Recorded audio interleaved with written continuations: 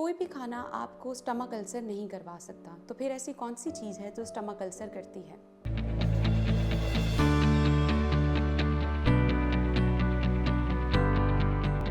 अस्सलाम वालेकुम, मेरा नाम ज़ैनब इलियास है। मैं क्लिनिकल न्यूट्रिशनिस्ट हूँ, जिसे माहिर ग़िज़ाइयत भी कहते हैं। आज की इस वीडियो में हम स्टमक अल्सर्स, जिन्हें हम पेप्टिक अल्सर्स भी कहते हैं या मैदे के ज़ख़म भी कहा जाता है, इसको डिस्कस करेंगे। कौन सी ऐसी चीज़ें हो सकती हैं जो आपके मैदे के अंदर ज़ख़म बनाती हैं? तो बहुत कॉमन सी बात की जाती है कि जी अगर आप कॉफ़ी बहुत ज़्यादा पी लें, अगर आप स्पाइसी आइटम्स खाते हैं, टिक्का वगैरह एंजॉय करते हैं रोज़ाना, तो फिर इससे आपको स्टमक अल्सर्स बन जाते हैं। दरअसल ऐसा कुछ भी नहीं है। कोई भी ऐसा फूड प्रोडक्ट या कोई भी ऐसा ड्रिंक आपको स्टमक अल्सर नहीं करता आपकी बॉडी के अंदर। तो फिर करता कौन है? सवाल ये बनता है कौन करता है, तो इसका जवाब ये है कि अगर आप non steroidal anti inflammatory drugs का इस्तेमाल बहुत ज़्यादा करते हैं किसी भी डिज़ीज़ के लिए, उससे आपको स्टमक अल्सर्स हो सकते हैं, या फिर ये एक बैक्टीरियल इन्फेक्शन होता है जिसकी वजह से स्टमक अल्सर्स होते हैं। किसी भी खाने की वजह से कोई स्टमक अल्सर नहीं बनता, लेकिन खाने का इसमें क्या रोल हो सकता है कि आप कुछ खाने को, कुछ फूड प्रोडक्ट्स हैं हमारे, जिनको अगर आप रिस्ट्रिक्ट कर लें या उनको कम कर लें तो आप इसकी पेन और इरिटेशन को कंट्रोल कर सकते हैं। तो सादा ज़ुबान में मैं कहूँगी कि कोई ऐसा खाना नहीं है जो कि इसकी वजह बनता है, और कोई ऐसा खाना नहीं है जो कि इसको ट्रीट कर सकता है। अलबत्ता इसको मैनेज ज़रूर किया जा सकता है। तो चलिए डिस्कस करते हैं कि कौन से ऐसे खाने हैं जिससे आप इसको मैनेज कर सकते हैं।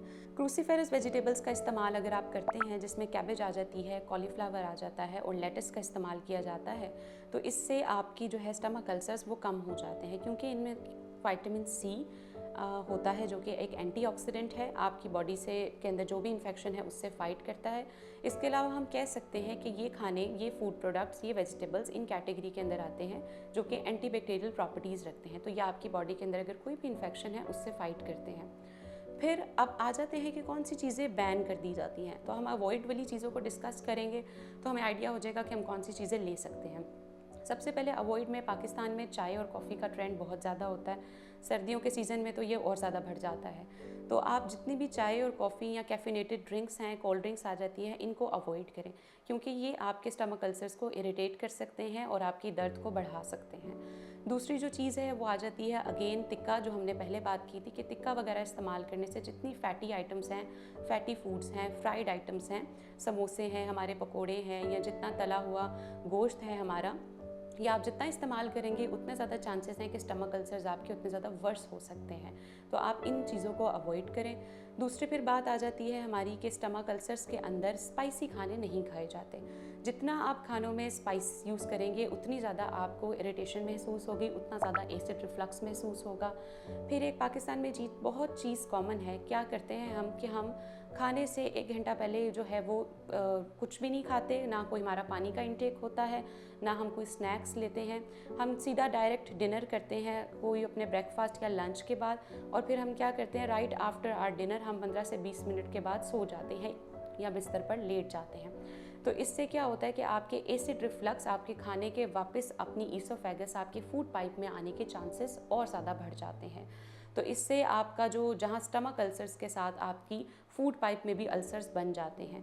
तो ये भी एक बहुत क्रिटिकल सिचुएशन हो जाती है। इस प्रैक्टिस को भी अवॉइड करना चाहिए।